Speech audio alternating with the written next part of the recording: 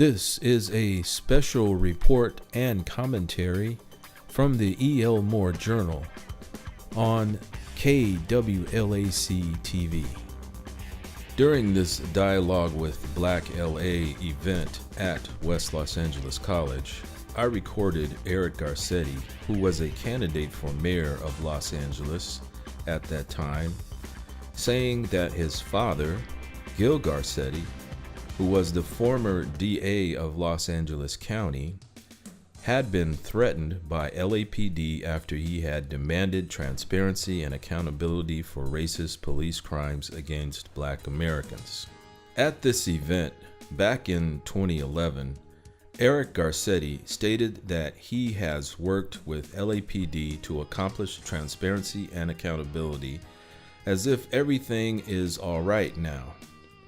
As of June 2015, we can see with the Ezell Ford murder by a Hispanic LAPD cop just recently that LAPD is far from accountability, even with Eric Garcetti as mayor of the city of Los Angeles. The following video is a short clip of Eric Garcetti's statements about LAPD just before he was elected as mayor of Los Angeles during this event. I'm going to ask you one from BCCLA's legal justice agenda, and we're going to end with education. Sure. Legal justice, the investigation of LAPD regarding public claims of police brutality, corruption, discrimination, and racial targeting, both within the department and in the Black community. What did you think about the Doran issue? Well, you know, not just that, look at USC, just happened at USC.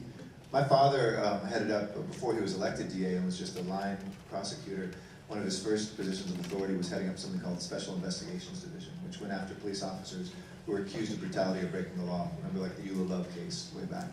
And I remember back then it was such a kind of Paleolithic department that he would go and brief officers that whenever they shot somebody, a district attorney would go investigate that.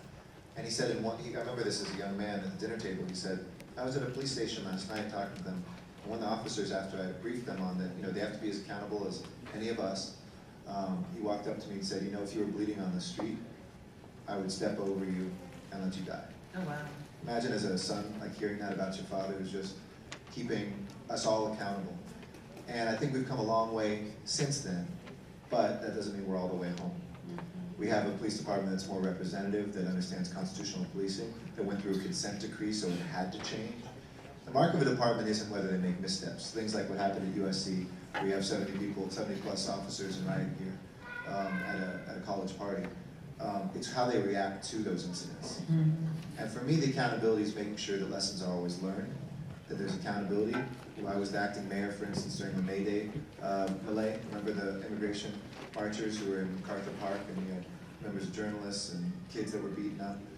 Well, I was acting mayor and had to calm those nerves. I had to make sure that the department was kept accountable, and some people were dismissed from the department as a result of that. So you need to have those examples of where, when those incidents happen, there's a thorough investigation, where people are held accountable, and not just the rank and file, but the leadership is really critical to me. And just keep pushing forward on a more representative department, and I think we've made great strides, but we're not home free. I was going to say, even since his suicide, there are a lot of police officers that have come out who acknowledge some of the things that he wrote in his manifesto as being accurate in terms of the LAPD, how they treat Black officers. I mean, that's a tough one, because, I mean, obviously, we can't forget the victims. I mean, there's people who don't have, you know, husbands, fathers alive today because he killed them. And, you know, I don't have great sympathy for him, but I do think that he's also a veteran, whether it was returning home from war or whether it was something that happened potentially at LAPD. We have to have mental health care in this country. Absolutely. We catch folks who would kill and would do those things before they kill. And what do you think about your opponent's goal to increase the police force by 2,000?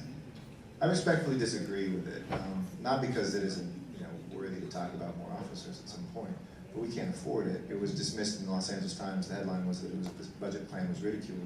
If I had more money, I would put it into overtime right now with officers who are already trained, who we're sending home before a detective can clear a case, for instance. We're seeing our case clearance rate, the percentage of cases that are actually cleared and solved, go way down because of the cuts of the last few years in the recession. any new money, I think, should go into restoring some of that overtime, being able to put a cop on the beat today instead of training a new one with a new salary, with a new pension, with new health care.